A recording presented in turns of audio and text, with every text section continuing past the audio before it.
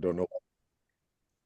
It took a second for it to say recording in progress. Hey, everybody, welcome back to another great edition of the TV show podcast. I'm Jay Black, joined as always by Rhea Hughes and Angelo Cataldi.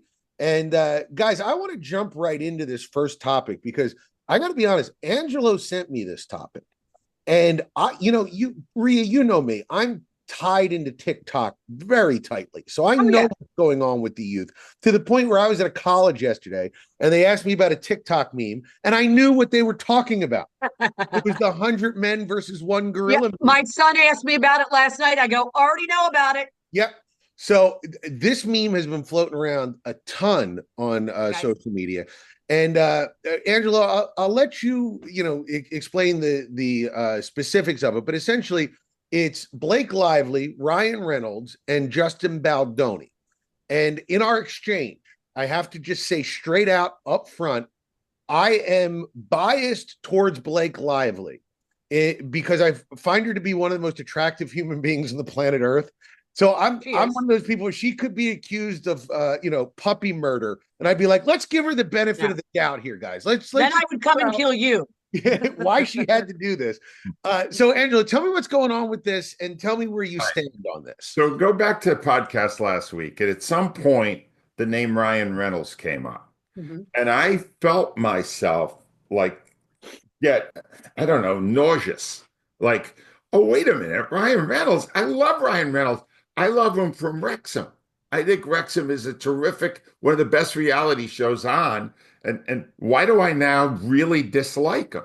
And then it all occurred to me. I said, I don't think I can watch Ryan Reynolds anymore the same way because of the information came out during this blood feud that his wife, Blake Lively, is having with a guy I had never even heard of, Justin Baldoni. They did a movie, It Ends With Us. And in the movie, she said after the fact, he had acted very inappropriately. And so then lawsuits followed, and then a lot of discovery came out, including tons of text messages sent from Lively and Ryan to this Baldoni guy. And you couldn't script more ignorant things to say in the midst of this feud than the things that they were sending to Baldoni. And Ryan Reynolds, they point out, unlike you, I'm not a big fan of Blake Lively.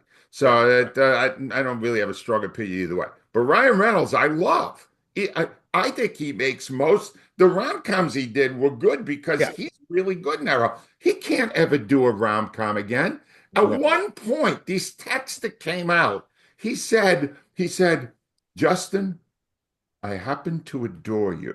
He called him a wonderful collaborator. The things I realize Hollywood is by nature kind of phony, but this guy's next level phony. Yeah. And I can't, and it's changed my entire perception of him to the point where he is pretty much now Sean Penn to me.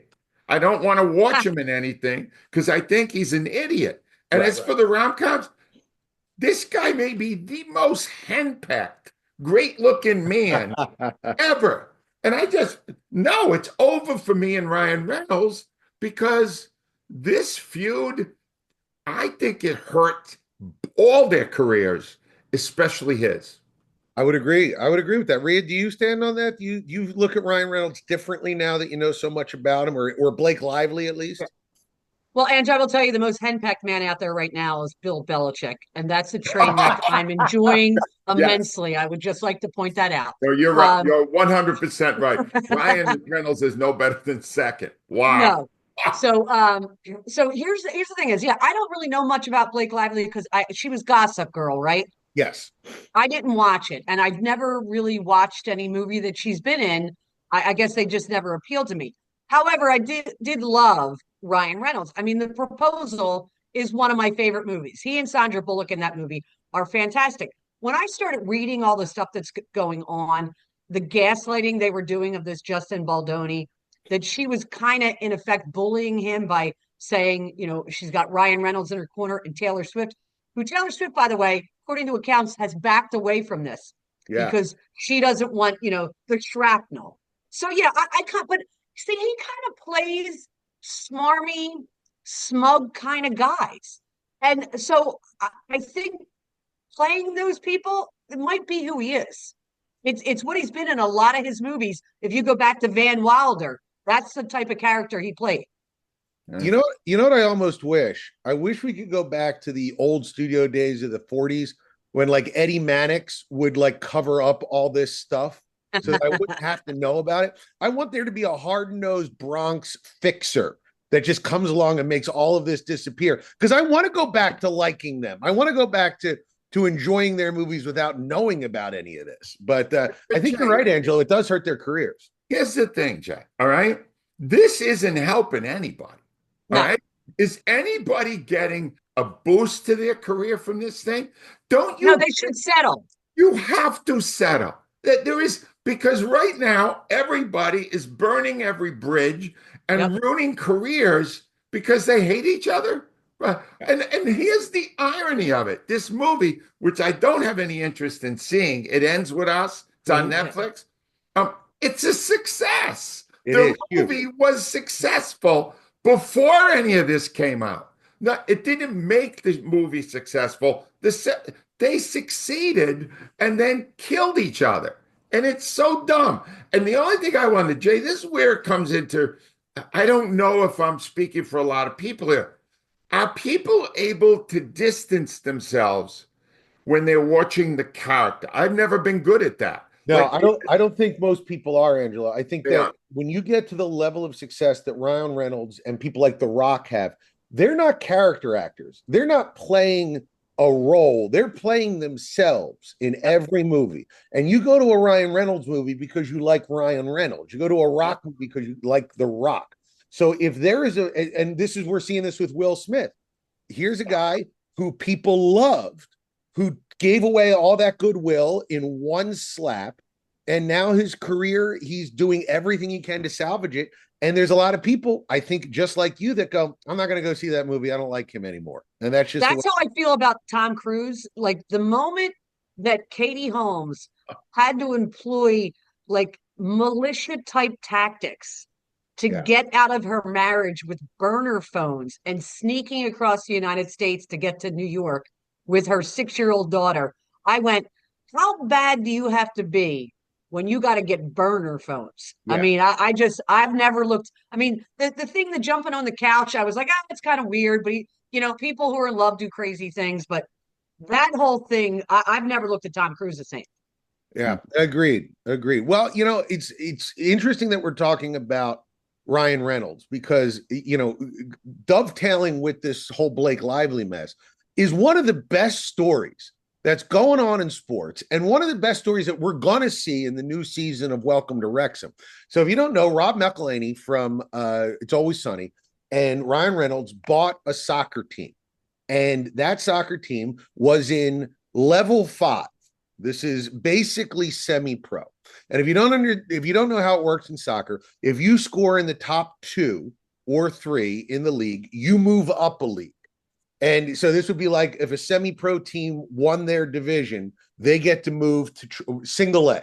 And then if they win the league that year, they move to double A.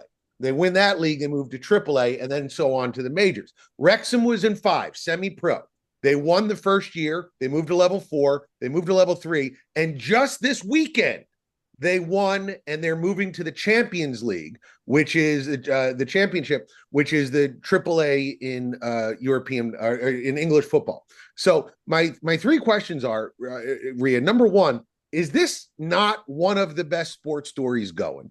Number 2, good. They invested $2.5 million, and it's now worth $100 million. So this is one of the smartest business investments I've ever seen. And number 3, Rhea, as a sports expert, why don't we do promotion and relegation in American sports? Why wouldn't baseball, a failing league that has a robust minor league system, employ this? Because I find it to be very exciting and compelling. Rhea Hughes, what are your thoughts? All right, let me try to remember your questions in order. Yes. The first one, Cinderella story. Yeah, I mean, I'm not a soccer fan, and I watched the first couple of episodes of Wrexham.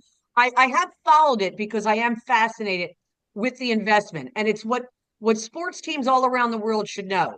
These two, multi-millionaires bought into that team for like 2.5 million, now worth over 100 million, because they invested in facilities, in better coaching. Yep. I mean, everything you have to do, there's no shock that the Commanders, Washington Commanders, are a better team because Joshua Harris owns them.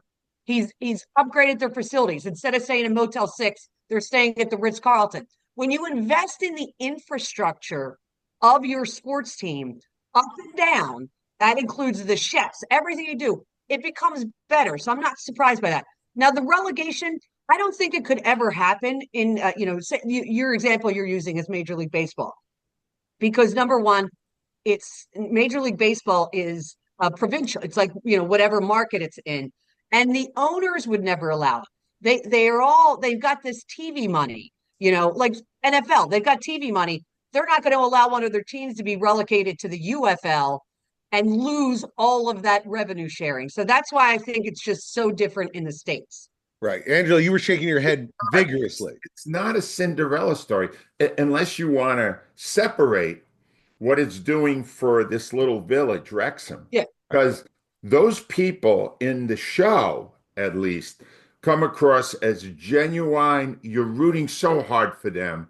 It's a tough little town, and they've had a lot of setbacks, and they live for this soccer team. And these two hotshot Hollywood guys came in and turned it into a phenomenon. That part of it is a Cinderella story. It's not a Cinderella story that Wrexham keeps going up a league. They've got way more money than everybody else. They're buying the best players. Of course they're moving up. It's like it is in baseball. Who are the number one team right now in baseball? The Dodgers. They're spending the most money. Money equals success in sport all over the world now. What they're doing is nothing that's insanely brilliant, except they're buying their way to the top, which is fine. That's what sports is. But it's no Cinderella story. And the relegation thing, I'm 100% agree with Rhea. It works for soccer because they've got all these different. A single A team could never move all the way to the top because they're using the same players that will end up in the big leagues. Exactly. Done. So that isn't, it works for soccer in Europe, but it would not work here. I wish that it would work here because I do think it is the way to keep the bottom of the table exciting is even if you are losing, you are in a race to stay in the top league. And that's interesting in the bottom. You're not tanking so that you can get the best draft pick. I think the American way of doing things makes for a bad product for half of the teams every year at the end of the season. So I understand that owners wouldn't do it, but if some smaller league where I know that MLS is thinking about doing it, which might be interesting, but nobody cares about MLS. I do think it would make for a better product all around and make people enjoy the end of the season more. But there's one thing, Jay, here to tie back to the first topic. I don't know how much. I already know now they win and go to the next level. The next season of Welcome to Wrexham, I have to endure Ryan Reynolds. Yeah. And I know me. This, again, it's a warped brain that I have. But I'll be looking at Reynolds going, wow, if he wrote to Justin Baldoni, I happen to adore you. Is he writing to Rob McElhenney, who he's this partner in this tremendous investment they made? Let's get married. Well, to me, Ryan Reynolds now is a phony. And if I'm Rob McElhenney, I'm calling him up and going, what the hell's wrong with you? Get on of this thing. You're blowing up our show too. Don't do it. I will say my Gossip Tea Anonymous TikTok gossip blog is saying that the marriage between Blake Lively and Ryan it's rocky. Might be rocky. Yeah. That woman is no. They should both turn and run away. It's toxic. That's a toxic relationship, Jay. Well, listen, as my wife will tell you, being in a toxic relationship, not fun. All right. So there is last thing I want to talk about before we get to our good friend Steven Singer. There is a guy named Rafa Sales Rose, who interviewed a TV producer named Alex Berger, who did a show for Apple TV I've never heard of. Let me see if I get the name of it here. It is La Maison. which is a French show. And this Okay. producer who'd worked with Apple TV basically said what we've been saying, which is, hey, Apple TV, great to work with. Worst marketers in the world. Nobody Yep. knows that they have shows. And Angelo, I just need your thoughts on this, because you can't go anywhere without seeing an iPhone ad. Yeah, walk out your door right now. There'll be 10 iPhone ads right in front of you. They have the best shows on streaming. They have great shows like The Studio, like Severance, like Your Friends and Neighbors. Nobody knows even that Apple TV exists outside of our bubble. Why can't Apple figure this out, Angelo? Well, that's the irony. Clearly, they're using different marketing than they are for the phone. Right. Because the phone, when they're bringing out a new iPhone, the world knows. Yeah. And they got these press conferences. They do a great job of getting that word out. And then Your Friends and Neighbors comes out with John Hamm. And you go, wow, that's a great premise. He's rich. He falls on hard times. He begins stealing from his neighbors who are so rich they won't even miss it. It's a great premise, and it's a really good show, and most people have never heard of it. The Studio, after one bad episode, two, I'm going to talk in a minute about episode 6 because it's so great. The Studio is one of the most inventive and creative things on TV in the last decade. How many people know about it? They don't promote the things that are so great. I'll give you the whole list. Your Friends and Neighbors, The Studio, Slow Horses, Bad Sister, Shrinking, Severance, Lessons in Chemistry, and Ted Lasso have all been out in the last 5 years, right? Other than Lasso, do you ever hear any of those shows? No. Maybe a little Severance. They don't promote a great product. And that's why Apple is not higher on the pecking order than it should be at the top right now, and it's still running third or fourth. Rhea, is it that they don't care? I mean, because they make so much money from iPhones that they don't care about Apple Well, they TV? care because they're putting out good product. I think basically maybe they need to go to the studio and hire the marketing woman who works on that show because she's Kate a Hawn, vicious yeah. shark. Yes, and I love her. Here's what's so true about it. I'm always on Prime. I get my BritBox, I get my Acorn, my PBS Map for all my British shows. I rarely ever go check out Apple, and they have a couple of my favorite British shows. Angelo, you mentioned Ted Lasso, Slow Horses. There was a Justice kind of movie, but I like when I'm sometimes struggling to find something that I really like, and I go, oh, I should check out Apple. But I've already checked out 5 other streamers before I got to Apple because they don't come top of mind. I generally go to Apple when you two recommend something. It's nuts. It's nuts. Yeah. Apple, if you're listening, just take a 1/100th of your iPhone budget and invest in your TV streamer, because I don't want this to go away. I don't want them to go, hey, we're losing money on this thing. Let's pull the plug, because they have such a good team over there that puts out consistently the best work on streaming. Please, Apple, don't mess up. But I'll tell you, you know what, Angelo? They should hire Steven Singer Wow. to be their marketing expert. That's what I think. Steven is a brilliant marketer, and he does all his own marketing. I hate Steven Singer. It's his marketing campaign. Yeah. But I want to talk for a second about Miss Rhea Hughes. I want to take this Steven Singer talk because I realized something when I was watching the show she recommended last week, Glass Dome, right? It's just terrific. And I would have never even thought to it. It's dubbed. It's just great. It's a terrific pot boiler crime show with twists. She figured it out in the first episode. I did. I never figured it out. All right. And I went, and Rhea's all these years, she's got all these people that she represents. And I realized that I've never met anyone who understood what good was better than Rhea Hughes. So I'm saying to you, if Rhea Hughes says to you, Steven Singer's the best jeweler in Philadelphia, if not in the country, believe her, because she knows what quality is. She's amazing at it. Thank you. Well, thank you. And I will just say this, Angela, I appreciate that.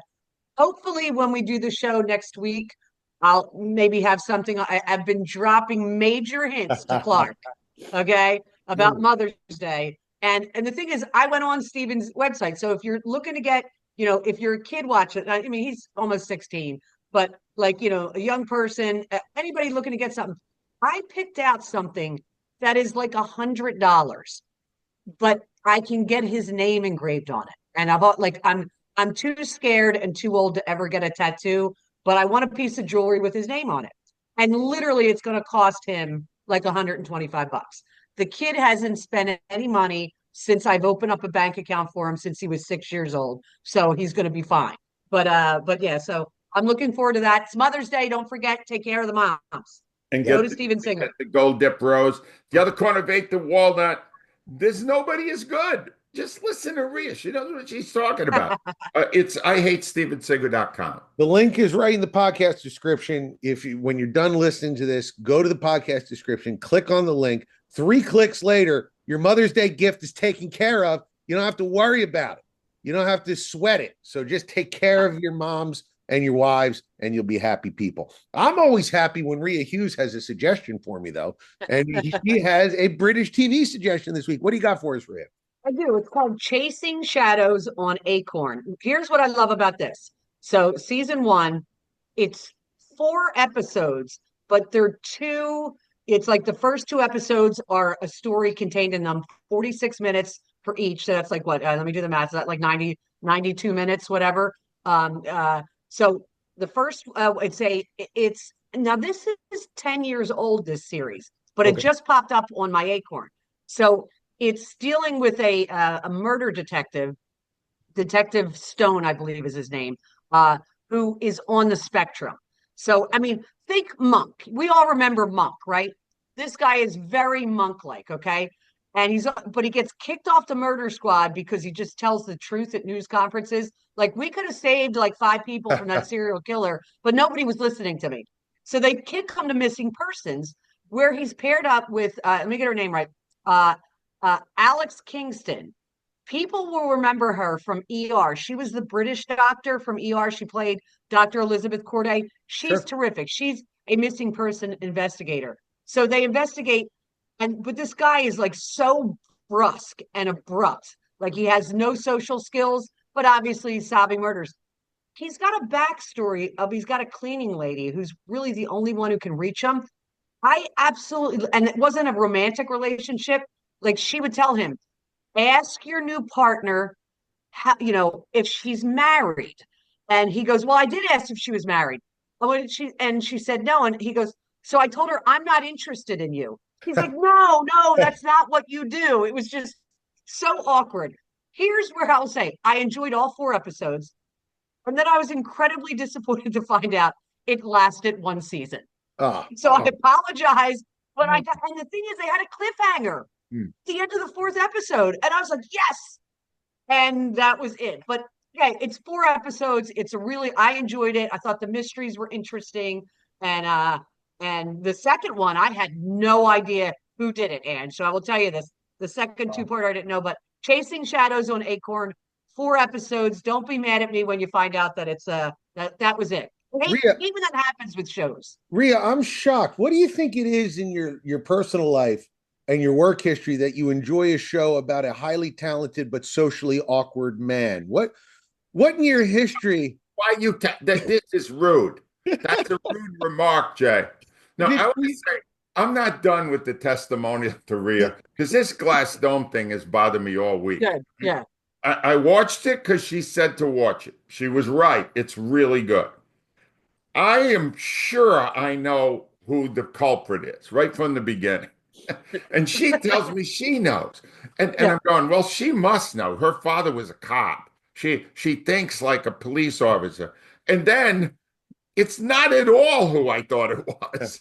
And the whole last episode where they're telling you what really is going on, I'm going, a real idiot. I mean, how did Rhea saw it right away? I didn't see it. It's great. Jay, I would love for our viewers to watch this and figure out if they can figure out how I knew. And I told Angelo in a text message that's it too. How I knew. I told Gail. Gail couldn't believe how you knew that. Yeah, I picked up on it. Subtle, and she knew. Yeah, that's it was incredibly subtle. And I told Angelo that I knew before, but I didn't break it for him. But I'd love for our viewers to check in if they watched it and they saw anything in the first episode. But it didn't stop me from enjoying. Like I wasn't surprised when I found out who did it. Rhea, you know who you're like? Have you ever seen Knives Out? The Yes. I have Johnson? not. I've heard it's good. In the second Knives Out, the guy's a detective and he gets invited to a murder mystery. Yeah. And they go, all right, the murder mystery started, and he jumps up and immediately tells who killed who and why. Yeah. Yeah. And Edward Norton plays the guy and he's like, I put a lot of effort into making this hard. Very similar. That's right. All right, Angelo, what do you got for us this week? All right. I've really been on this kick for creativity. And that's what I want to talk about today, because most of the movies that Jay Black really enjoys have not any creativity in it, whatever. They blow stuff up every 10 minutes. They're stupid, or they're sequels because they can't come up with a new story, so they got to take the same characters. Two things are going on right now that are so creative, you've got to check them out. One we have talked about previously, The Studio, which had a brilliant first episode. I thought a bad second episode, but has been terrific since then again. Well, episode 6, oh my God. Episode 6 is one of the most brilliant juxtaposition of two topics: pediatric cancer, kids' cancer, and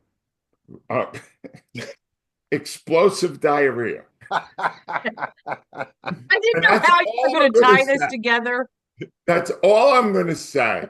It is Seth Rogen. This is his masterwork. This and that episode is so funny, so bizarre. What it is saying about the fakeness of Hollywood, how fake, you've seen it, right, Jay? I have. And Angelo, don't you think that this feels like Curb for Hollywood in a way? Like it feels like so Curb to me. Yeah, he got different elements that come together. Yeah. But it's so well done, and it's so funny, and you just got to see it. And the other thing I want to mention, and of the 3 years we've been doing this, the rip I did of a show that hurt the most to me was The Curse. Yeah, because I love Nathan Fielder.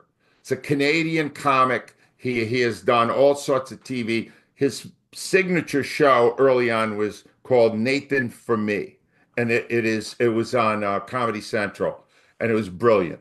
And then he did The Rehearsal, which is also really good.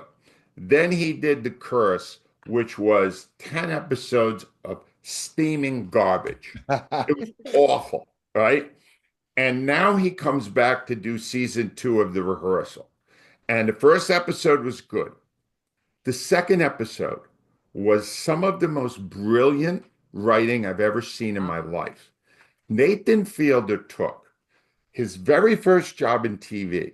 He was one of the screeners, one of the people who listened when Canadian Idol was going on and all these singers came in. They would come before they got to the main, judges. They would have to sing for people, and Nathan Fielder at 21 was one of the people they were singing for. Right. He incorporated that. He incorporated Nathan for Me. He incorporated The Curse into his new show, all in one episode, and did it so brilliantly that he takes you inside television. He shows you how the medium is created, the interrelationships between shows and people. This, if you love TV, and you must be, you're watching this or you're listening to this, you've got to see episode 2, season 2 of The Rehearsal. It will teach you so much about television and the way it's created. Can't recommend it enough. You want creativity? There it is right there. The Studio, episode 6 of season 1, and The Rehearsal, episode 2, season 2. Brilliant. And go check it out, everybody. And you know what, Angelo? I'm going to watch some uncreative movies this weekend. I'm about to do an orgy of movie watching, and I'm going to have a lot to talk about next week. So I am excited. Angelo, what did we talk about this week? I'm trying to picture you at an orgy. It's really good. Oh God, That was stop. his He haircut. said it, Rhea. All right. If you want to see what caused all this problem we were talking about earlier in the show, watch the movie It Ends With Us on Netflix. If you want to see Welcome to Wrexham, it's on Hulu. I'm sure the next season's coming out soon. It's got a happy ending. Your Friends and Neighbors is one of the great shows on Apple. Apple is not telling you how great their shows are.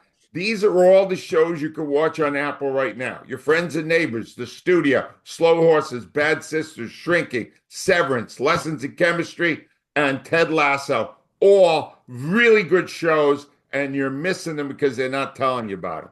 Chasing Shadows is Rhea's recommendation on Acorn. She also recommended Glass Stone, which you got to check out. The Studio is available right now on Apple. I believe it's Apple. Yep, Apple TV. And finally, what did I just mention? I mentioned the Rehearsal. Rehearsal. Yeah. That's on HBO and Max.